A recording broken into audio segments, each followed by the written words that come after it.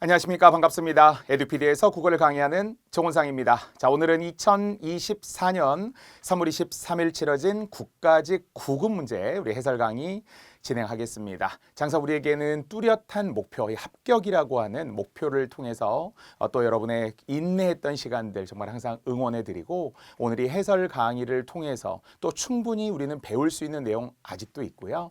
또 앞으로 또 다른 시험을 준비하시는 분들에게도 교과서가 될 수 있는 지침이 될 수 있는 해설 강의를 진행하도록 하겠습니다. 자, 정말 이 도전이라는 단어 정말 아름답죠. 도전하지 않으면 성공도 실패도 없지만 우리는 도전하기 때문에 배우고 얻을 수 있는 게 있습니다. 그래서 도전하는 사람은 항상 젊다. 그래서 여러분은 그 젊음을 유지하고 있는 분들이고요. 포기한 30대의 늙은이보다 도전하는 70대의 젊은이가 더 낫다라는 역설적인 표현인데요. 역시 늘 하나하나 우리는 한 걸음 한 걸음 도전하면서 또 성취하시기를 기대하면서 오늘 또 정말 애 많이 쓰셨습니다. 자, 이 공부하는 과정들은 정말 고통스러울 수 있지만 여러분들을 응원하고 격려하고 정말 지지하는 많은 주변의 분들이 있다라는 것 알고 용기와 희망을 또 잃지 않았으면 좋겠습니다. 자, 저에게는 항상 스스로 엄격한 잣대가 있는데요. 시험 날은 항상 시험장에 나가자. 또 그 당일은 무조건 해설 정말 완벽하게 해서 우리 학생분들에게 가다반부터 해설까지를 제공해 주자라는 스스로 약속이 있는데요. 저도 20몇 년간 강의를 해오면서 단 한 번도 빠지지 않고 항상 이 시험장에 당일의 아침에 이번에도 용산고등학교에 제가 가서 학생들의 이 뒷모습을 보면서 끝까지 응원하고 마음으로 응원을 하고 왔습니다. 아시다시피 우리 입시 시간이 정해져 있죠. 9시 20분까지로. 근데 제가 마지막까지 지켜봤더니 9시 31분까지 들어가시는 분들이 있더라고요. 막 부랴부랴 택시 타고 좀 늦게 오시는 분들도 있고 그래서 여러분들 항상 좀 일찍 가시기를 바라면서 저 역시도 항상 약속 중에 또 가다반에 관한 이야기인데요. 제가 국금사라고 하는 이 카페 공무원 또 수험생들이 많은 그 카페에 13년째 가장 먼저 가다반을 올리고 또 해설도 가장 먼저 올리는 것으로 이게 정말 1, 2년의 약속이 아니기 때문에 13년 연속을 했다라는 걸 스스로 매우 자랑스럽게 생각하고 또 선생님으로서 자격을 갖추고 있다, 변하지 않고 있다라고 제가 생각을 하고 있는데요. 역시 이번에도 어김없이 3월 23일, 사실 우리가 전년도까지 우리가 4월에 국가직 치러지잖아요. 전년도 4월 8일 시험이었는데 이번에는 선거가 있다 보니까 3월로 그 앞당겨진 시간들, 약 한 15일 정도 앞당겨진 셈인데 학생분들이 좀 마음이 또 급했을 수 있습니다. 그래서 오늘 또 분명히 또 배워야 할 부분들이 있다라는 걸 생각하면서 전체 좀 분석하고 모든 문제를 해설해 드리도록 하겠습니다. 사실 언론에도 지금 자주 나오는 이야기인데요. 공무원 시험을 준비하는 응시생의 수가 줄었다. 또 경쟁률도 역대 최저다 이런 이야기를 하고 있어요. 물론 이제 예전에는 정말 뭐 39.2대 1, 37.1대 1, 35대 1 뭐 이렇게 사실 2021년이 공시생의 지원자가 최대 19만 8천 명, 최대 약 20만 명 정도 일종의 지원을 했었는데요. 이제 그 이후로부터는 이제 코로나 등으로 인해서 점점점 응시 인원이 감소해서 2024년 이번 국가직 시험은 역대 최저 32년 만에라고 이야기하죠. 1990년대 이후로 21.8대 1이 되겠어요. 그 이전에는 22.2대 1 이런 정도가 가장 최저였던 것에 비춰본다면 32년 만에 최저의 응시 인원의 또 경쟁률이라고 합니다. 하지만 여기에는 또 역설적인 부분들이 있어요. 왜냐하면 이게 뭐 1대1은 아니고요. 그래도 아직도 10만 명이 넘는 분들이 지원하고 있습니다. 응시하고 있습니다. 그래서 결과적으로 아직도 매력적이다라고 생각을 하는 거예요. 또 이번에 최초 중에 하나가 지원자들의 평균 연령이 30세가 넘었어요. 30.4세입니다. 이전까지는 29.8세 이렇게 됐었거든요. 29세, 아직도 20대가 제일 많습니다만 왜 30대로 연령이 조금 상향되었느냐. 그만큼 우리가 아주 어렸을 때 뭐 20대 초반만 하더라도 하고 싶은 것도 많고 목표도 뚜렷하지 않다 보니까 공무원보다 더 매력적인 것을 찾으려고 하는데요. 하지만 또 우리가 사회생활을 해보다 보면 그래도 공무원이다. 그래도 우리가 장기적 최소 60세까지 정년이 보장돼 연금도 그래도 안정적으로 나올 수 있는 어떤 부분에서 또 매력 보람이 있는 그런 일종의 직업이 공무원이라고 생각을 하는 거예요. 그래 정말 우리 인생에 대해 진지하게 고민을 해야 하겠지만 공무원 결코 우리가 뭐 소홀히 여기고 또 뭐 쉽게 여기고 하지 않을 거예요. 그래서 시험을 준비하신 여러분들의 선택이 옳았다.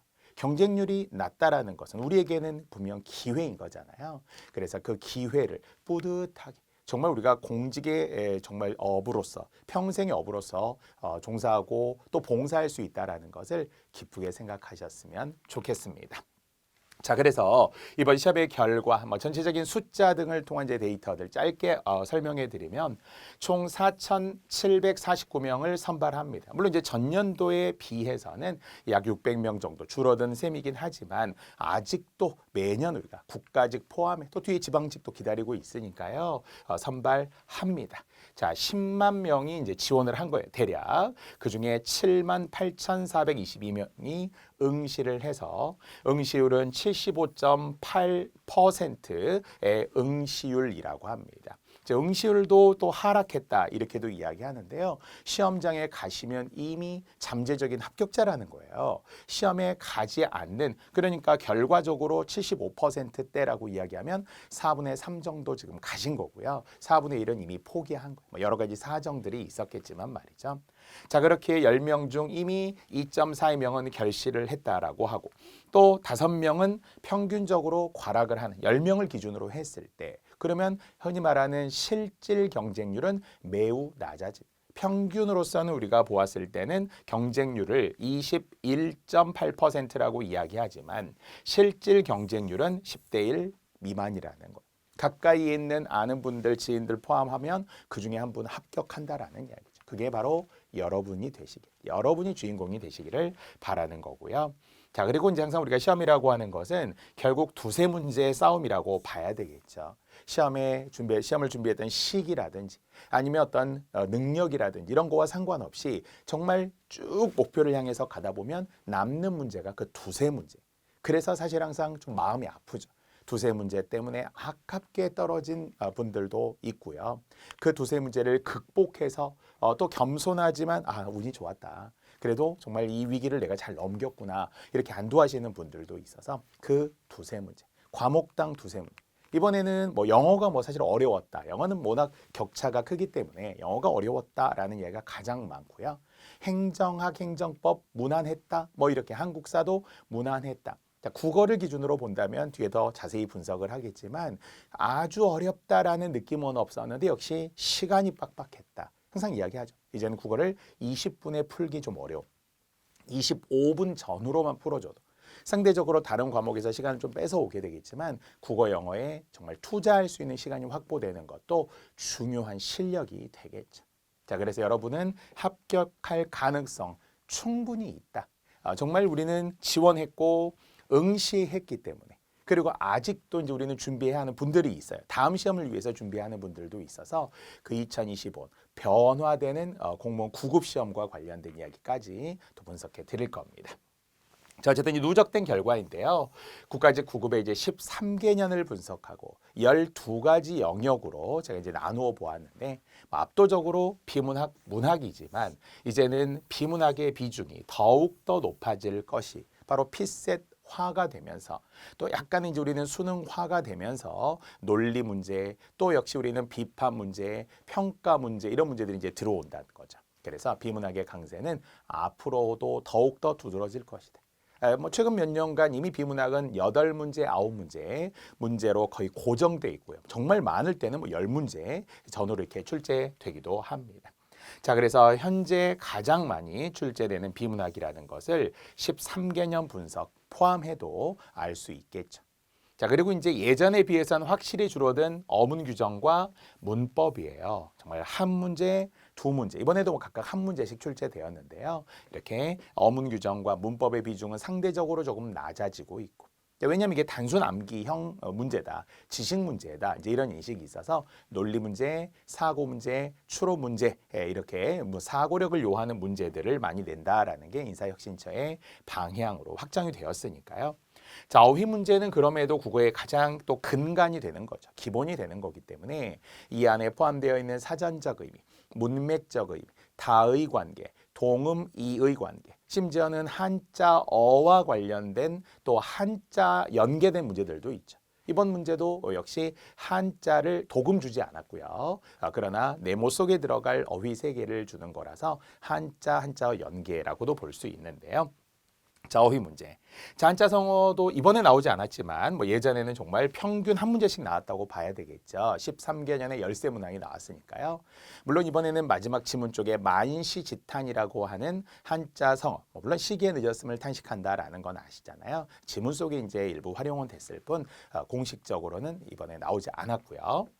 자, 역시 한자 문제, 한자어를 포함해서 한 문제라고도 할 수 있습니다만 한자의 표기와 도금은 이제는 나오지 않을 것으로 예상이 돼. 왜냐하면 2025년 예시 문제도 빠졌고요. 당연히 필셈 문제에도 나오지 않고요. 그래서 한자 때문에 좀 어려움을 겪었던 분들은 그렇다고 한자 자체를 완전히 무시할 수는 없지만 이제는 표기와 도금 문제는 나오지 않겠구나라는 생각을.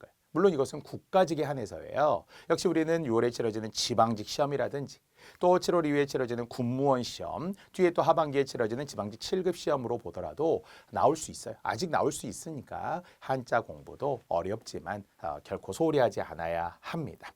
자, 쓰기 문제도 역시 최근 한두 문제는 무조건 나오고 있다고 봐야 되겠죠. 이번에도 고쳐 쓰기 문제가 있었고요. 물론 이제 2025년 국어 예시 문제에 의하면은 1번부터 나오는 공공언어 바로 쓰기도 있고요. 개요 작성 문제도 있죠. 이렇게 쓰기 문제 다양하게 출제될 수 있습니다. 역시 전년도에도 역시 조건 부과형 이런 문제들로 국가직에도 출제된 바 있고요. 자, 또 토론과 토의, 대화 문제도 요즘에 필수 한 문제씩 나오고 있다고 보아야 되겠죠. 그래서 어떤 사회자와 관련된 이야기들도 있고요. 또는 두 사람의 역시 토론을 통해서 대립되고 논쟁하는 그런 것도 지문으로 활용되기도 합니다.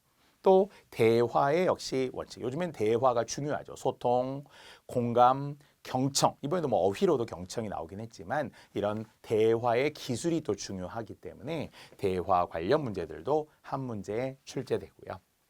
자, 어법 문제가 최근에 안 나오고 있어요. 다만 이제 쓰기 영역으로 어법 문제가 들어갈 수 있기 때문에 이번에도 그렇게 된 거죠. 문장 성분 간의 호응이 잘 되어 있느냐. 대등한데 이것이 결국 서술어가 잘못 생략된 거냐 이런 문제도 넓은 의미의 예전에는 이제 문장 성분과에 관련된 어법 문제이긴 했습니다. 그래서 활용될 수는 있는데요. 어법도 기억하시고. 자, 다만 이번에도 안 나왔지만 최근에 많이 배제된 고전 문법, 의문의 변덕. 물론 정말 13년간 두 문제밖에 안 나왔다라는 것은 그렇게 자주 나오진 않았던 거지만 수능에서는 거의 필수 문제죠. 또 고전 문법은 무조건 한 문제에서 두 문제 출제되고 있고요. 자, 그래서 이런 흐름들을 우리가 또 살펴보았으며 자, 이것을 다시 막대 그래프 형태로 보더라도 비문학의 비중이 가장 높다라는 것, 그리고 문학, 어문 규정, 문법, 어휘, 한자 성어 이제 이런 순서대로 제가 한번 가시적으로 눈으로 볼 수 있게 보여드렸습니다. 나머지 한자 쓰기 영역, 토론, 토의, 대화, 언어와 국어, 어법, 고전 문법, 의문의 변도 이런 것들은 좀 한 묶음으로 가서 총 12가지 경향이다. 다만 이번에도 12가지 경향 중에 최대한 9가지 경향에서 골고루 출제되었습니다. 왜냐하면 이번이 마지막, 이 형태의 시험의 마지막이기 때문에 어느 하나로만 비문학 하나로만 막 올인하는 것보다 좀 골고루 균형 있게 출제하려고 했다라는 것을 알 수 있었어요. 자, 그래서 이제 이번 2024 국가직 9급 시험에 대한 이제 총평 분석들을 해보면 출제 결과 있죠. 역시 이번 시험은 전년도와 비교했을 때 어떻다? 대동소이했다라는 거예요. 거의 비슷하더라고요. 자, 비문학은 9문제에서 8문제로 한 문제 줄긴 했지만 역시 다수를 차지한다. 자, 문학도 3문제에서 4문제, 한 문제 늘긴 했지만 뭐 거의 비슷한 거죠. 자, 나머지는 전체적으로 비슷한 편인데요. 어휘 2문제, 어문 규정, 쓰기, 한자 또는 한자어 포함해서입니다. 대화, 문법까지 또 토론, 토의까지 해서 골고루 한 문제 또는 두 문제 출제되었습니다. 자, 나오지 않은 건 이제 한자 성어가 지금 이번에 나오지 않았다는 것이고요. 그래서 비문학. 물론 이제 변별력이라고 본다면 이번에도 확실히 뒤쪽에 16, 17, 18, 19, 20번 이런 쪽에서 지문들이 좀 길어지고 또 비문학이 많이 이제 거기에 몰려 있다 보니까 끝에 가서 좀 당황했을 가능성이 있어요. 확실히 뒤에 가서도 고난도를 보여드리지만 1번부터 10번까지에는 고난도가 거의 없어요. 한 문제 정도? 근데 11번에서 20번 정도. 확실히 중간 이후 여기서 난도가 올라가기 시작하고 또 시간에 대한 압박감을 느끼게 되잖아요. 이번 지문 중에 가장 길었던 지문, 물론 이제 소설로 말하면은 박태원의 소설가 구보시의 일일 지문이 700자 정도 됩니다. 700자, 720자 정도 되고요. 비문학으로는 17번 지문이었어요. 다중지능 이론과 관련되었던 지문 기억하시죠? 바로 그 17번 지문이 610자, 그러니까 약 600자 정도라고 보면 되는데요. 600자에서 700자 길이입니다. 물론 더 짧은 것은 추론형 문제임에도 불구하고 한 400자, 300자, 400자 정도의 지문들이 일반적이었어요. 가장 많은 거는 한 500자 정도라고 보이고요. 길어도 600자, 700자. 이 700자까지 가는 것은 2025년 국어 예시 문제와 같아요. 700자 정도. 그러니까 그 이상은 넘어가지 않아요. 물론 우리는 이제 5급의 필셈 문제를 기준으로 본다면 1000자에서 1400자 사이 넘어가고요. 7급에 또 우리 국가직 7급에 나오는 필셈 문제로 본다면 언어 논리에서 평균적으로 역시 한 1000자 정도 된다. 700자는 역시 좀 적은 국어의 9급 정도는 700자 정도다. 이렇게 생각하시면 될 것 같아요. 그래서 길이에 대한 너무 심한 압박감은 갖지 않아도 되지만 역시 비문학 유형 우리가 더 집중해서 보아야 하겠죠. 자, 그래서 이번에 난도는 과연 어땠느냐? 뭐 쉽다 어렵다를 항상 단정할 수 없다고 그랬어요. 선생님 기준이냐, 학생들 기준이냐. 말로는 다 좀 무난했다 이렇게 선생님들이 이야기하는데 학생들 입장에서는 막 정말 마음의 상처를 받죠. 쉬웠는데 나는 틀렸을 수 있잖아요. 그래서 저는 뭐 100점 받을 수 있는 정도의 쉬운 문제라는 것은 사실 없다 생각하고 정말 우리가 한두 문제, 두세 문제 정도에서 좀 극복하면 좋은데 자, 작년 국가직이 좀 쉬운 편이었거든요. 그래서 작년보다는 어려웠다. 저는 이렇게 이야기를 했고요. 최소 85점 이상. 물론 이것은 직렬에 따라 또 지역에 따라 다를 수는 있습니다만 어떤 평균 지금 이 예상하는 걸 보니까 전년도에 뭐 합격 점수가 89점이었다. 전체 점수를 기준으로 보았을 때 그러면 이번에는 한 87점이다. 전국의 일행직을 기준으로. 그러면은 전년도보다 평균이 2점 정도 내려갔다고 예상을 하고 있더라고요. 물론 현재 기준입니다. 그런데 평균 2점이라는 거는 많이 내려간 거잖아요. 그러니까 각 과목마다 2점씩 다 내려가야 되는 거니까. 국어도 예전에는 제가 90점 이상 이렇게 보았다면 이번에는 85점 이상을 기준으로 삼아서 물론 어떨 때는 더 90점도 넘어야 되기도 해요. 80점으로 상대적으로 합격할 수도 있어요. 그래서 제발 희망의 끈을 놓지 말고 그럼 80점, 85점이라고 하더라도 결국은 85점의 세 문제 이 세 문제 중에 운이 좋았다, 겸손한 거예요. 그래도 분명 무수히 많은 노력 끝에 아쉬웠다, 실수했다 이런 것들 분명히 있을 거예요. 우리가 틀리는 이유는 세 가지거든요. 하나는 지식 몰라서 틀렸을 수 있는 거예요. 우리 어휘 모를 수 있어요. 합성어, 파생어 모를 수 있어요.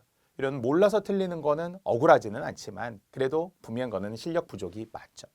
두 번째는 꼭 보면 이게 실수한 게 있어요. 이게 제일 또 위험하죠. 문제를 순간적으로 잘못, 적절하지 않은 거예요. 아니 내가 손가락이 삐꾸였나 봐. 이거 어떻게 된 거지? 내가 왜 분명 진짜 있어요. 답안지에는 2번이라고 해놓고 마킹할 때 4번이라고 하신 분들이 있어요. 꼭 결과적으로 나와요.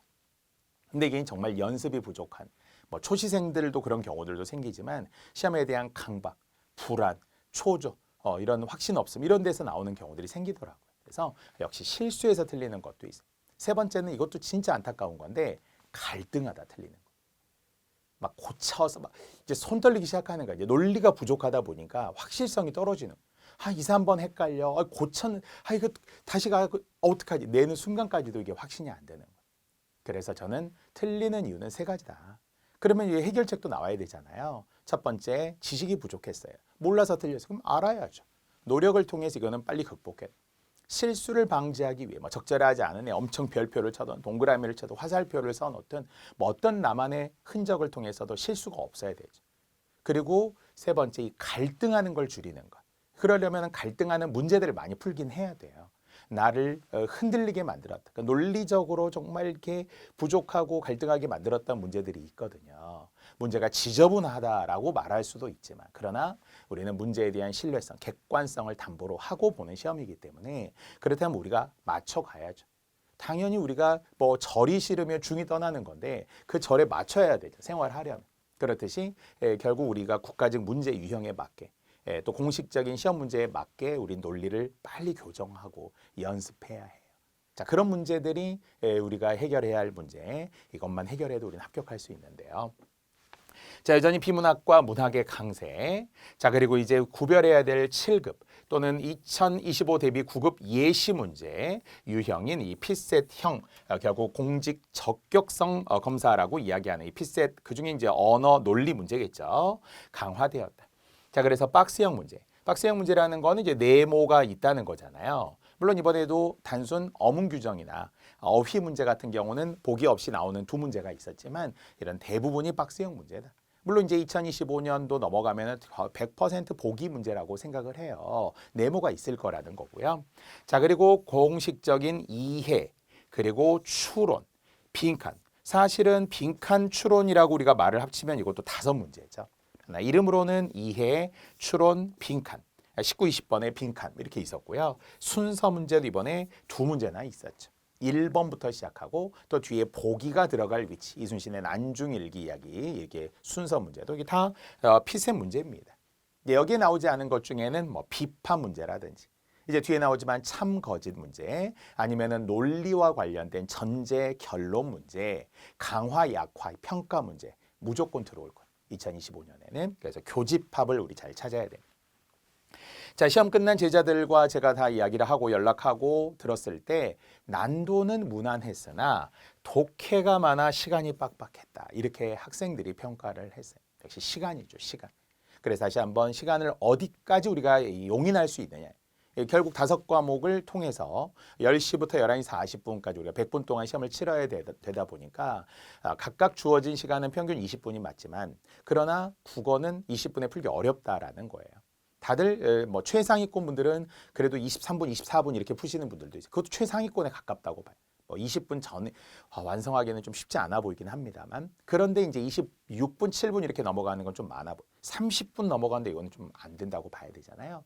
그래서 어떻게 해서는 시간을 줄이기 위해 뭐 여러 가지 오늘 또 지금 그 독해 방법에 관한 이야기가 나오잖아요. 왜 독해가 안 되는 이해가 안 되느냐? 너무 한 곳에 오래 머무른다. 아니면 그냥 잘 이해가 안 되는데 대충 건너뛰고 또 돌아간다. 이런 거 안 되죠. 그래서 그 독해하는 시각적 훈련들도 꾸준히 또 이루어져야 하고요. 자, 지식 암기도 물론 있지만 어휘나 문법 같은 경우, 어문 규정 같은 경우도 아직도 남아 있었으니까요. 하지만 결국 이해와 논리가 중요하다. 이추비, 이해, 추론, 비판. 사고 과정이 그렇거든요. 1단계는 이해, 객관적 사실 이해입니다. 그 다음에 2단계 추론이에요. 추론은 앞뒤 문맥 추론, 빈칸 추론, 뭐 글쓴이 의도 추론 있겠죠. 그리고 세 번째 이제 비판이 마지막 단계라고 사고 과정으로 보거든요. 자, 그리고 비교 대조형 지문 역시 이번에 5개 정도 지금 출제되었는데요. 자, 이런 지문들이 그래도 쉬운 거라는 거죠. 비교 대조 지문들. 전년도에도 8개나 있었거든요. 자, 이번에도 보니까 A와 B 이렇게 2개가 나란히 나오네. 아니면은 A보다 B, B보다 A. 이런 지문이 총 5개라는 거예요. 이번에도 보면은 유전이냐 환경이냐. 근데 뭐라고 했어요? 상호작용을 한다죠. 딱 이분법적으로 흑백논리식으로 나누면은 이미 선지가 말이 안 되는 거예요. 우리도 다 생각하잖아요. 70%의 유전이 있다. 하지만 30%의 환경도 있다. 변화될 수 있다라는 거예요. 또 온라인 오프라인 이야기들도 역시 하죠. 그래서 대면과 비대면 이것도 마찬가지예요. 각각 2가지가 함께 존재할 수도 있다라는 거예요. 대면으로 만나면서 우리가 이야기하면서 또 동시에 문자할 수도 있다는 거예요. 이렇듯이 온라인과 오프라인의 또 2가지 비교대조 소재도 있었고 또 다중지능 이론과 관련하면서 옹호하는 입장도 있었고 또는 역시 비판하는 입장도 있었죠. 그게 과연 가능한 거냐? 다중지능 이론이라는 것이 합리적이냐? 타당하냐? 아니다. 이런 견해들도 있었고 그러면서도 또 좌뇌 우뇌 이야기가 있잖아요. 이때 또 무리한 비교 형태 틀린 거 있잖아요. A보다 B가 우뇌보다 좌뇌가 더 중요하다. 이렇게 말하지 않았어요. 자, 이렇듯이 역시 무리한 비교, 이것도 선지에서 주의해야 되고요. 또 A집단, B집단 이야기들도 역시 지문 속에 있었고요. 또 채식주의자도 마찬가지죠. 그래서 이제 당연히 고기는 먹지 않는데 그러면 이제 육류는 섭취하지 않지만 나머지 그 중에서 유제품을 우유 같은 거 먹느냐 안 먹느냐 뭐 이런 거에 대한 또 선택해야 될 마지막 20번 지문도 있었죠. 자, 이런 게 비교대조형 지문이다라고 저는 이야기하고요. 자, 고난도 문제 보통 5문제, 뭐 6문제 정도 사이로 저는 보는데요. 5문제로 골랐습니다. 뒤에서 소개해 드릴 거고요. 자, 여기 있지만 이제 2025년부터 피셋 언어 논리 유형으로 크게 변화한다라고 했어요. 그래서 지금은 기준점이 되는 게 유일한 예시 문제이기 때문에 예시 문제를 돌려봐야죠. 저도 이미 다 촬영을 통해서 완료했습니다.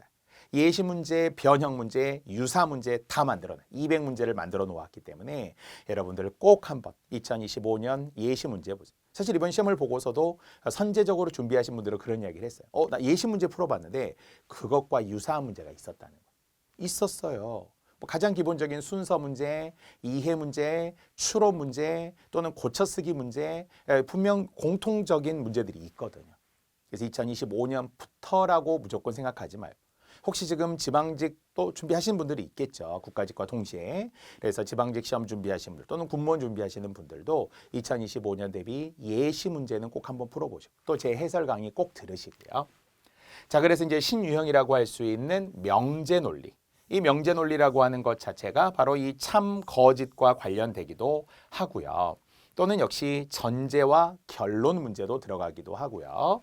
자, 강화, 약화 문제, 그리고 결과적으로 비판 문제.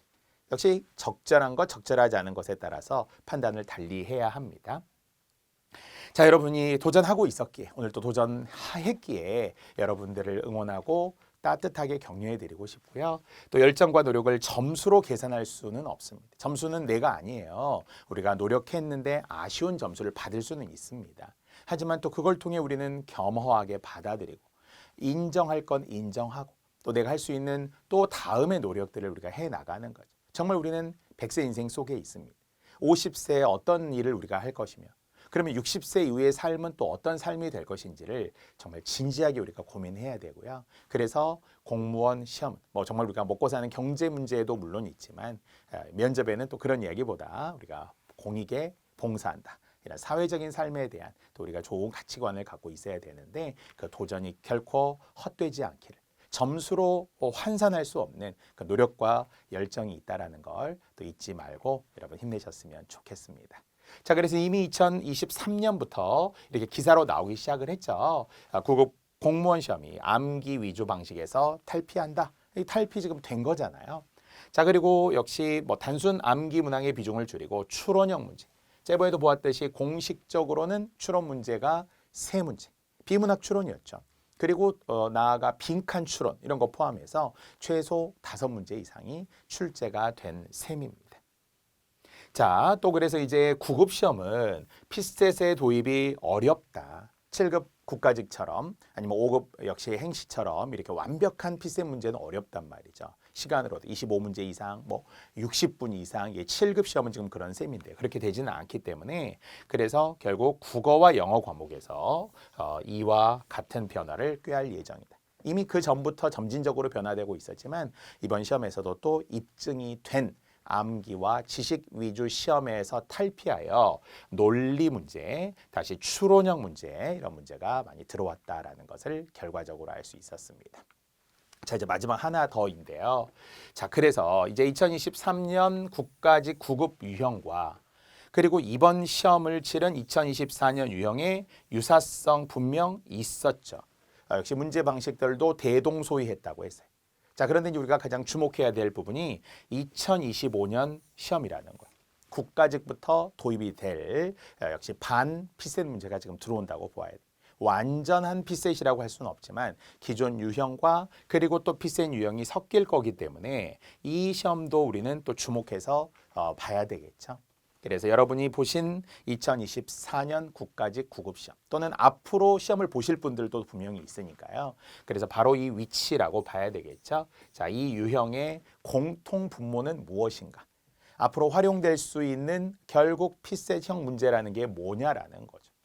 자, 그래서 2025년 구급 대비로 미래지향적으로 우리가 갔을 때 그 관련성 중 논리학 유형의 문제, 이게 이제 가장 고난도이고요. 지금 예시 문제 방식에 의하면은 무려 3문제나 논리학 관련 문제가 추가되어 있어요. 이것은 또 보통 이제 대기업들의 입사 시험에 보면 인적성 검사라고 하죠. 인적성 검사에 이 논리학 문제들이 거의 필수 문제거든요. 그래서 참거짓 중 반드시 참인 것은 이라는 유형도 있지만 반드시 거짓이라는 유형들도 있어요. 마치 수수께끼 같은 IQ 테스트 같은 경우의 수를 따지는 논리 명제, 뭐 이런 말, 집합 명제 이런 말들 쓰기도 하고요. 자, 또는 이제 전제 결론에서는 가장 흔한 우리가 3단 논법의 그 아리스토텔레스 연역 추론을 많이 알고 있습니다. 1. 모든 사람은 죽는다. 2. 소크라테스는 사람이다. 3. 그러므로 소크라테스는 죽는다라고 하는. 그래서 대전제, 소전제 하나 내모놓을 수 있어요. 아니면 결론에 빈칸 넣을 수 있어요. 자, 이렇게 20문제에서는 2문제나 나왔습니다만 우리는 이렇게까지 많이 나오지는 않을 거예요. 첫 해가 그래도 가장 쉬울 수 있어요, 여러분들. 2025년 도전하셔야 됩니다. 혹시라도 2024년에 그 높은 점수를 받고 정말 합격하실 분들은 얼마나 좋아요. 축하드립니다. 하지만 또 나는 이 기회를 통해서 더 도전해야 된다. 나는 더 준비해야 된다. 이런 분들을 위해서 제가 지금 이 2025년까지 이야기를 하고 있고요. 또 강화, 약화 이야기죠. 강화한다라는 건 글쓴이의 견해를 뒷받침하는 거고요. 약화한다라는 것은 글쓴이의 견해를 뒷받침하지 않는. 물론 여기도 제3의 경우가 있어요. 강화하지도 않고 약화하지도 않는. 이게 이제 5급 문제에서는 많이 나오고 있고요. 자, 세트 유형. 그래서 2문제 세트죠. 그래서 번호를 10번, 11번 이렇게 묶는다든지 17번, 18번 이렇게 묶어서 역시 한 지문에 2문제. 물론 그 2문제일 때는 나머지 한 문제는 주로 어휘 관련 문제, 기호 관련 문제, 간단한 문제들로 연결되기도 하고요. 자, 역시 추론 문제라고 이야기했죠. 명시적으로 추론으로 적절한 것은 추론으로 적절하지 않은. 이번도 긍정, 부정 모두 출제되기도 했는데요. 아니면 미루어 짐작. 문학 작품과 관련해서 이번에는 감상 문제가 나왔지만 9급 예시 문제에서는 문학 작품의 감상이 아니라 마치 비문학 독해처럼 글을 읽고 글 속에서 우리가 추론할 수 있는 정보를 조금 주는 거죠. 문학의 비중이 좀 약화된다는 거 앞으로는. 자, 역시 비판도 아까 적절한 것과 적절하지 않은 게 다르다고 했는데 비판으로 적절하다라는 것은 핵심 주장과 핵심 근거를 찾아야죠. 그게 적절한 비판 기준이고요. 아니면 비판으로 적절하지 않다는 것은 이제 글과 전혀 관련이 없는, 그래서 그 맞는 세계라고 했을 때는 핵심도 있고 부분적인 것도 있을 수 있어요. 그래서 주제냐 아니면은 이게 일치냐라는 걸 통해 기준은 다르지만 비판 유형도 역시 한 문제 나와야 합니다. 결과적으로. 자, 갑을병. 사실 우리는 뭐 영어로는 A, B, C 이렇게 하듯이 갑을병정 무기경신하는 10간 12지 속에서의 이름이지만 운전면허 시험 보면 갑을병 이렇게 나오잖아요. 필기시험 때. 자, 이번에도 갑을병으로 시작을 하죠. 1번 문제부터 우리가 물론 순서 문제였지만 이 뒤에 2번 문제에 이어지는 대화에서도 역시 갑을병 이렇게 이제 활용되기도 하고요. 자, 빈칸 밑줄. 넓게는 이것도 추론 문제라고 할 수 있겠죠. 빈칸 추론. 무조건 나오죠. 이번에 19, 20번에서도 입증이 되었어요. 앞뒤 문맥을 통해서 빈칸, 결론의 빈칸도 가능합니다. 아니면은 두 개, A, B를 통해서 비교 대조할 때 채식주의자 이야기했잖아요. 그 빈칸도 역시 구별해서 내용을 넣어야 되고요. 자, 순서 문제 무조건 나옵니다. 자, 보기 선택 문제, 보기를 통해서 이제 읽고 문제를 푸는 문제, 수능형 문제처럼 활용되기도 하고요. 수정하기, 즉 고쳐쓰기 유형 역시 무조건 출제됩니다. 자, 평가도 있었어요. 물론 이제 평가가 아까 강화, 약화와 연결되는데요. 평가로 적절하다. 그때 강화한다, 약화한다, 강화하지 않는다, 약화하지 않는다 이렇게 나오기도 하더라고요. 자, 이렇게 분명 기존과는 다른 말들이 2025년 시작입니다. 그리고 그 시작을 하면 쭉 그런 유형으로 계속 유지될 거예요. 그래서 기존 유형의 마지막인 2024년 국가직 국어. 이제 새로운 유형의 시작인 2025년 국가직 국어. 이 두 개의 교집합을 우리가 잘 찾아보아야 지혜롭고 현명하게 대비할 수 있을 거라는 거죠. 자, 그래서 이번에 고난도 5문제. 고난도 5문제로 제가 이제 엄선했는데 여기에는 분명 또 개인차가 있을 수 있다는 것을 감안하고 여기에 나오지 않았는데 내가 틀렸다 또 상처받지 마시고. 자, 이번에는 9번의 한자 또는 한자어 문제였다라는 것이죠. 역시 도외시하다. 중요하지 않게 생각하는 거죠. 생각 밖의 것으로 보다 하는 도해시와 백안시를 주었어요. 물론 이 정도는 할 수 있어요. 여러분들 충분히 하실 수 있는 정도라고 생각하지만 일단 한자 자체를 기피하는 분들도 있다 보니까 그렇습니다. 자, 또 그렇게 어휘 문제가 세 문제, 모순까지 지금 포함해서 한글이 나오지 않았다라는 것의 고난도로 제가 드렸지만 한자의 표기나 도금보다는 좀 쉬웠고요. 자, 이번에 이 15번에 대한 논란 또는 가다반이 나오기 전에 일부 어떤 카페에서 공땡땡으로 시작하는 카페에서 올렸던 그 어떤 선생님이겠지만 가다반이 지금 하나 틀린 게 있었죠. 15번. 그래서 3번이냐 4번이냐. 제가 봤을 땐 논란의 여지가 없어요. 문학에서 그 가능성을 인정하면 안 되거든요. 왜냐하면 이미 검증이 되었고 학계에서 인정이 된 걸 바탕으로 해야 되기 때문에. 그래서 정서의 정과정 이야기 문제. 과도 허물도 천만 없습니다. 천만. 정말 숫자를 큰 숫자를 썼지만 과도 없어요. 허물도 없어요. 우리 같으면 많이 쓰는 전혀 네버 아예 없어요. 천만 만만 백만 천만 이런 거 없어요. 이렇게 말했던 거는 자신의 억울함을 자신의 잘못이 아니라는 것을 결백을 호소하는 것을 강조하는 숫자인 거지. 거기서 님에 대한 그리움을 강조했다 이런 거 아니에요. 그래서 하여튼 15번 이 정과정 문제를 선생님들 또는 가다반 이전에 좀 일부 논란도 있었지만 학생들은 지혜롭게 잘 맞췄을 것이라고 예상을 하고요. 자, 그리고 이제 비문학이죠. 아까 얘기했지만 17 또는 19, 20번에 들어가는 지문도 좀 긴 편이긴 했고요. 아까 비문학의 17번 지문이 610자 정도로 가장 긴 편에 속한다고 했어요. 비문학 관련 이야기에서 다중지능 이론과 관련이 되어 있었던 이해 문제가. 자, 그리고 이제 빈칸 문제였기 때문에 19, 20번. 그래서 우리는 마지막에 주로 추론 문제들이 전에 많았었거든요. 19, 20번에. 근데 이번에도 끝까지 집중하라. 방심하지 말아라. 놓치지 말아라. 이런 의도에서 19, 20번의 빈칸 문제를 저는 고난도로 주었습니다. 앞에서 말했지만 1번부터 10번까지는 지금 한 문제밖에 없어요. 11번부터 20번까지 중에 보니까 무려 4문제나 있죠. 40%, 10문제 중에 4문제. 그래서 뒤로 갈수록 더 어렵다라는 생각으로 앞에는 조금 빠르게 그리고 뒤로 가면서는 더 집중해서 이제 푸시면 되겠습니다. 자, 제 교재에 우리 맞춤법 우선순위 있는데 이번에 어문 규정 한 문제 있었습니다만 대체로 여기에 다 있는 거였었죠. 그래서 하마 터면은 맞고 하마 트면은 틀린 거고요. 또 허구한 날인데 아직도 허구헌 날 이런 분들이 있어요. 우리는 하다죠. 하다. 그래서 매우 우리가 허구라는 것 자체가 매우 오래다. 특히 날, 세월 이런 말과 함께 쓰거든요. 허구한 날, 허구한 세월. 그런데 허구한 날, 방언처럼 쓰시는 분들이 있는데 우리는 딱 오직 하나 하다죠. 하다. 사랑하다지 사랑허다 이런 거 아니잖아요. 행복하다지 행복허다 이러면 안 되겠죠. 그래서 허구하다, 오직 하다. 자, 이번에 정답이었던 째, 바로 전미사 째가 들어가도 발음 때도 우리가 항상 주의하라고 했었던 껍질째. 원래는 1300번은 껍질째가 이번 시험에는 성격이 같은 통째로가 나왔죠. 그래서 째를 쓰는 껍질째, 통째로, 병째로, 송두리째, 뿌리째, 넝쿨째 전부 째라는 전미사. 모두 온통이라는 뜻의 전미사째가 들어가는 거예요.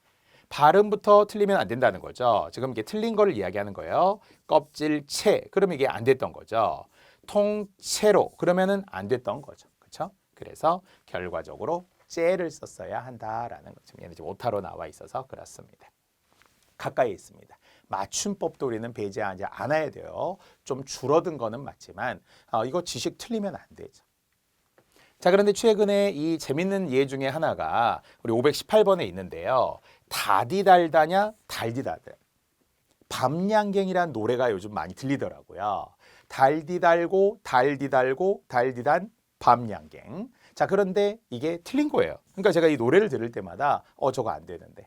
다디달고 다디달고 다디단 밤양갱인데 자, 이제 약간 재미로 추가했던 이유가 리을이 탈락된 거죠. 마치 길다와 결국 다랏이 결합되어서 만들어진 기다랗다. 리을 탈락되듯이 말소가 마소, 솔나무가 소나무, 아들님 딸님이 아드님 따님하고 리을이 탈락되듯이 이것도 달다와 달다가 결합됐는데 다디달다가 돼. 그래서 이거는 추가로 나올 때마다 여러분 좀 관심 갖고 보시라고 생활 속의 어문 규정 시험 문제일 수 있습니다. 자, 이제 그렇다면 지금부터 가책형 해설. 이제 앞에 분석까지 시간 좀 걸렸습니다만 또 고난도 1번부터 10번까지는 조금 빠르게 할 수 있고요. 뒤에 고난도가 많은 데서는 좀 자세히 하겠습니다. 자, 1번 순서 문제 치고는 쉬운 편이었죠. 자, 기 없는 한 문장 주고 출발했어요. 한 문장, 두 문장 정도 나오기 시작했는데 약물의 오남용의 문제점이죠. 우리가 항상 지적하는 어휘로 잘 나오는 오용과 남용의 문제. 잘못 사용하면 그릇 오자의 오용, 많이 사용하면은 넘칠 남자의 남용. 그래서 항상 우리가 약국에 많이 써 있는 약 좋다 남용 말고 약 모르고 오용 말자 이런 이제 슬로건이 있죠. 자, 그러면 이제 우리가 일반적으로 이런 거를 도입이라고 하고 뭐 화제 제시라고 해도 돼요. 약물에 대해서. 그래서 오남용되는 경우가 있다. 우리 주변에 이렇게 이제 시작을 했습니다. 그러면은 약물 오남용의 화제니까 그게 뭔가 나와야 되고 개념이 있으면 개념이 출발점이 되겠죠. 그랬더니 여기에 개념부터 바로 시작을 했더라고요. 오남용이 뭐냐는 거예요. 꼬리와 머리 연쇄적인 거. 오용과 남용을 합쳐서 오용은 다르게 사용한, 남용은 함부로 지나치고 넘칠 남자를 쓰는 단어들 바로 남벌, 나무를 한 번에 베는 거. 남발하다, 그렇죠? 남용하다 이런 것들이 그래서 넘칠 남자인데요. 자, 개념으로 출발한 나로 시작. 그러면 1, 2번 안에 이미 벌써 나오고요. 자, 그 다음이 답이네요. 자, 이제 개념 다음에 뭐가 나올지는 모르지만 읽어봐야죠. 그런데 다를 보았더니 그러므로 뭐 이렇게 사용해야 한다. 이건 뭐예요? 결론 같은 이야기잖아요. 그러니까 결론인 지금 다가 바로 나온다? 이상하죠. 그러면 남는 건 뭐다? 2번이다. 자, 그러면 나라에서 라는 문제점이네요. 그래서 오남용 하면 개념이 나왔고 그 다음에 문제점이 나와요. 신체적 피해, 정신적 피해. 됐죠? 문제죠.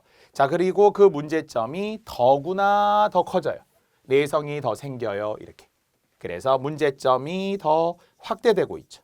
문제점 1, 문제점 2로 강조되듯이 말이죠.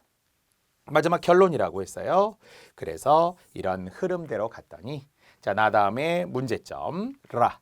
다시 더구나 하면서 더 커져요. 점점 커져요. 문제점을 더 확대해 가면서 전개합니다. 자, 이제 마지막 결론. 우리 이런 게 다 접속어가 필요한 그러므로 역시 주장 뭐뭐 해야 한다. 이제 최종 주제가 뭐였다고요?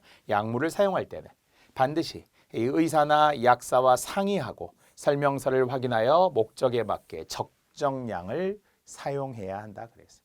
자, 우리 생활 속에 자주 보이는 의약품의 오남용 문제가 되겠고요. 순서로 주었습니다. 자, 이 순서 문제에서 우리가 얻을 수 있는 것, 길이가 그렇게 길지 않아서 다행이에요. 물론 5급이나 7급 정도의 피셋에서는 더 긴 순서들이 나오기도 하는데요. 글자 수를 너무 길게 주지 않으려는 그래도 학생들에 대한 배려가 있다는 거고요. 겁먹지 마시고. 원래 우리는 순서 문제에 10가지의 팁으로 저는 하는데 여기도 다 지금 적용된 바가 있네요. 일반적으로 도입에 개념이 나오고 또 그러면서 우리는 점점점 꼬리와 머리로 연결해 나가면서 전개해 나가. 결론적인 내용이 지금 뒤에 있다면 그걸 마지막으로 잡고 선지의 역시 힌트를 나로 시작하는 것에서 라가 아니라 그리고 끝나는 것도 뭐 다가 2개, 뭐 가가 2개, 경우의 수를 각각 2개씩 지금 엇갈리게 준 셈이었지만 또 범위를 좁힐 수 있는 힌트도 선지에 있다는 거고요. 쉬운 편이었어요. 자, 이제 문제 이번에 대화였으며 대화 분석의 갑을병정에 다시 갑까지. 갑은 2번. 이럴 때 이제 보통 시험에 우리가 나오는 게 연결하는 거죠. 비슷한지 대립하는지. 자, 여기 소재는 보니까 갑은 현대 사회가 계급 사회인가? 물론 과거에 우리는 조선시대 역시 산업공상의 신분제. 뭐 누가 보아도 인도의 카스트 제도라고 하는 또 신분제 뭐 이런 이야기를 하는데 뭐 과거의 노예제 이런 거 중세 봉건 사회도 그렇습니다. 자, 현대 사회는 계급 사회가 아니라고 하긴 하는데 과연 그럴까? 이 말은 갑도 현대 사회도 일종의 계급 사회일 수 있다. 물론 계급이 딱 나누어진 건 아니지만 경제적 측면에서도 또는 뭔가 지위적 측면에서도 보이지 않는 계급이 존재하고 있다고 볼 수도 있어요. 그래서 갑은 그러한 의문을 제기했고요. 자, 을도 그렇게 보면 있어. 우리 빈부격차에 따라 계급 나뉘고 약간 끼리끼리 놀잖아요. 막 부자들은 부자들끼리 놀고 뭐 어느 지역 사람들은 또 그 지역 사람들끼리만 놀려고 하고 뭐 이런 경우가 대물림되는 경우가 있더라고요. 금수저, 흙수저 이렇게. 그래서 나는 있다고 봐. 어느 정도 개인의 계급이 결정된 사회라고 생각을 해. 그러니까 갑과 을이 비슷하네요. 다만 이제 병은 유일하게 다르다는 거죠. 아니야. 그래, 빈부격차 있어. 그러나 그걸 계급 사회라고 말할 수는 없다는 거죠. 그러니까 우리가 물론 법 앞에 평등이라고 말하지만 그러나 유전무죄, 무전유죄 이야기하면서 정말 법 앞에 평등이냐? 실질적으로는 아니다. 형식적으로만 그럴 뿐이다. 이런 얘기 많이. 남녀 차별, 여성들 이야기는 하죠. 그래, 남녀 차별 없어진 지 오래고 분명히 겉으로 보기에는 남녀가 평등한 것처럼 보이지만 실질적으로는 그렇지 않다. 알겠죠? 형식적인 평등은 있지만 실질적 평등은 없다. 이런 말들을 하곤 하거든요. 이런 항상 이제 논란이 되는 거. 찬반, 겉으로와 사실 이면에 이런 것들이 우리가 관심을 가지면 그게 다 국어에 관한 이야기죠. 자, 그래서 병은 그래서 계급 사회라고 말할 수는 없다. 규정된 건 아니기 때문에 계급 사회로 보기는 어려워. 그래. 자, 그러면 갑은 처음에 의문을 제기했기 때문에 그래, 맞아. 다양한 건 너 말이 맞아. 병의 말이 맞아. 하지만 그래서 경제적 계급 논리로 본다면 그래서 나는 계급 사회라고 볼 수도 있을 것 같아. 이렇게. 그러니까 이름으로는 계급 사회라고 보면 안 돼. 이건 병의 생각이고. 하지만 그러나 우리는 분명 우리 주변에서 계급 사회가 존재하고 있다라는 것을 우리는 다 알고 있지 않느냐. 목도하고 있다. 눈으로 다 보고 있다. 그러니까 계급 사회라고 부를 수도 있지 뭐. 이렇게 말하고 있는 거죠. 자, 이제 어쨌든 이런 이야기를 통해서 정답 2번 을의 주장. 을의 주장은 갑의 주장과 대립하지 않는다. 그럼요. 갑과 을이 비슷하다고 했어요. 갑과 을은 역시 계급 사회일 수 있다. 계급이 나뉘고 계급이 결정돼. 불평등이 있어. 그래서 어느 정도의 계급 사회라고 볼 수도 있다고 봐. 이렇게 말하는 거고. 반면에 병은 그렇지 않아. 이렇게 했던 것이죠. 자, 반면 나머지도 그렇습니다. 갑은 을의 주장 중 일부는 수용하고 일부는 반박했다. 지금 반박한 것은 병과 갑이죠. 병과 갑. 그러니까 을이 아니고요. 여기가 병. 아까 일부는 수용했어요. 그래, 다양한 것은 맞아 하지만이죠. 다양한 것은 맞아 하지만. 자, 그래서 이걸 또 하나 정말 갑인지 을인지 병인지 정확하게 봐야 되고요. 또 유사한 결론을 도출하고 있다 그랬지만 갑과 병은 다르다고 했잖아요. 그러니까 유사하지 않겠죠. 오히려 유사하다라는 것은 갑과 을이 유사하고 갑과 병은 유사하지 않다라고 해야 되겠어요. 또 병의 주장은 갑의 주장과는 대립하지 않지만 이미 갑과 병이 대립한다고 했잖아요. 을과도 대립해야 되겠죠. 그러니까 결론적으로 갑과 을은 비슷하고 그 다음에 병과는 달랐다. 이걸 가지고 우리가 나머지 고쳐보면 되겠습니다. 자, 2번도 괜찮은 거예요. 실수하지 않으면 괜찮은 거예요. 자, 3번은 유일한 어문규정 문제라고 했어요. 그래서 어문규정이 정말 때로는 충격적으로 안 나올 때도 있어.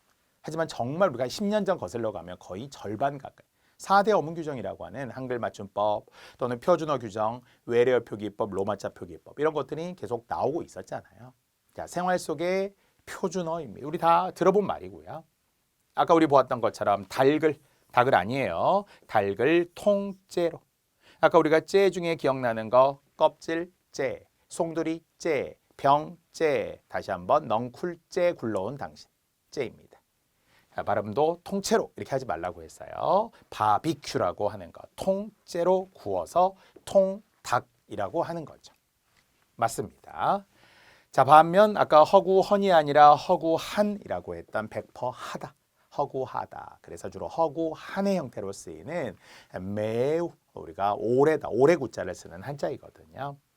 하마터면이라고 했어요. 하마트면이라고 해서는 안 되고요. 하마터면이 됩니다.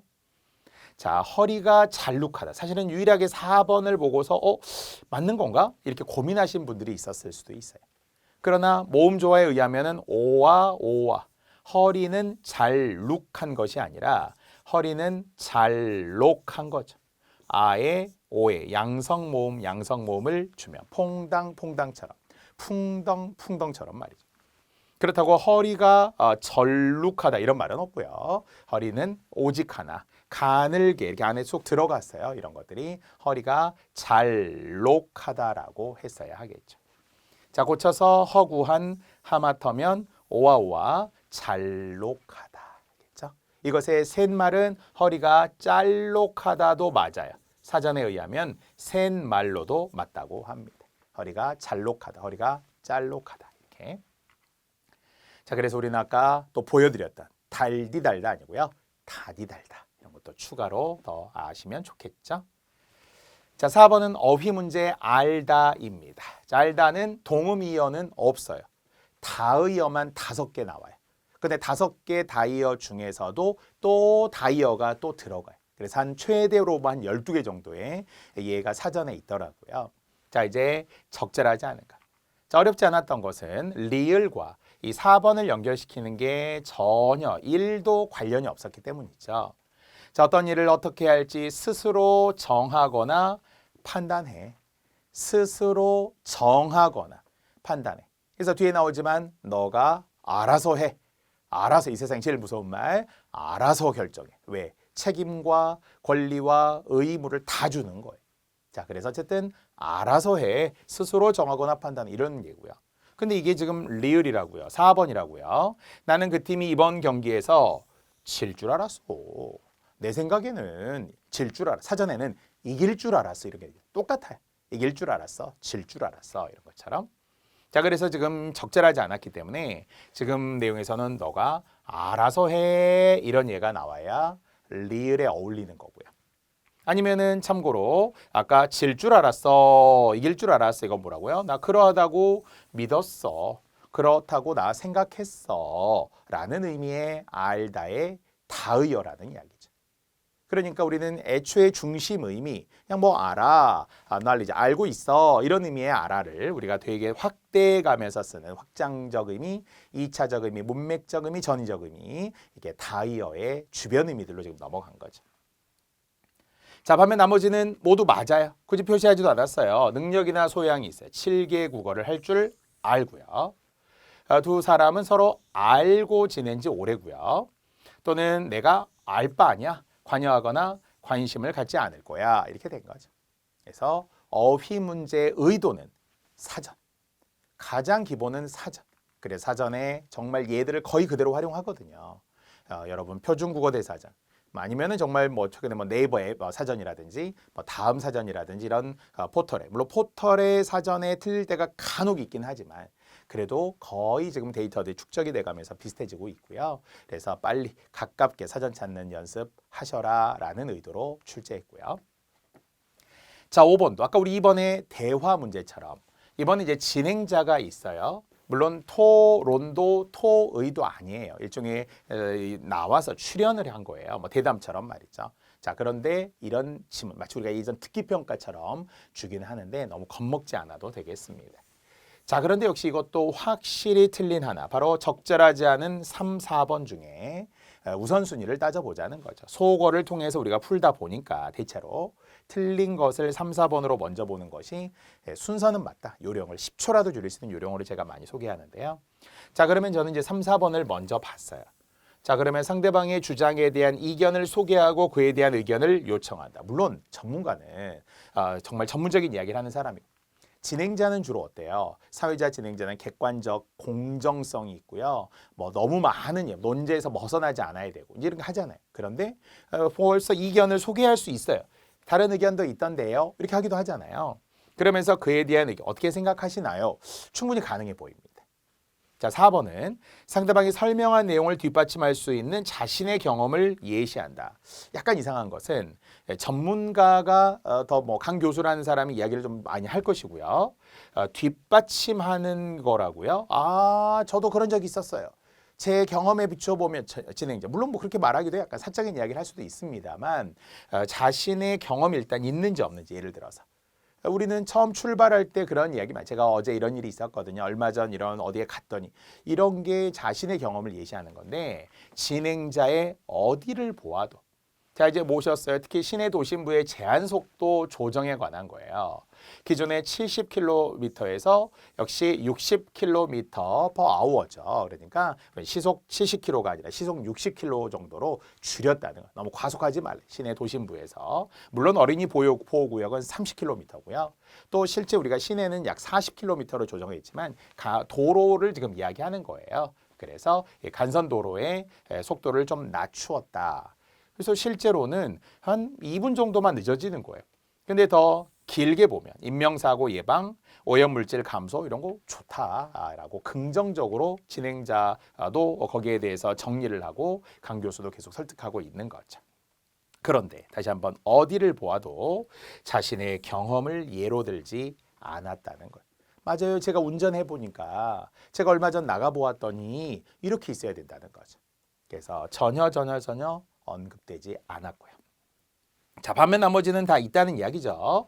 상대방이 통계 수치. 아까 우리 70에서 60 그러면서 줄었어요. 시간도 뭐 2분 뭐 이런 것들도 있습니다만 통계 수치를 제시한 의도를 자기 나름으로 풀어서 그러니까 이렇다는 거군요. 더 좋다는 거군요. 라고 지금 이야기를 나름 정리해서 숫자를 제시한 의도에 대해서 설명하고 있었고요. 또 견해를 요약하면서 맞는지 확인합니다. 자, 이렇다는 말씀이시군요. 요약해서 이것도 맞고요. 자, 의견도 있어요. 일각에서는 다른 한편으로는 효과가 미미하고 교통체증을 유발하고 대기오염이 심화될 것이라고 반대하는 사람들도 있는데 말씀해 주세요. 어떻게 생각하시나요? 이렇게 물어봤죠. 그래서 역시 3번도 여기에 있었습니다.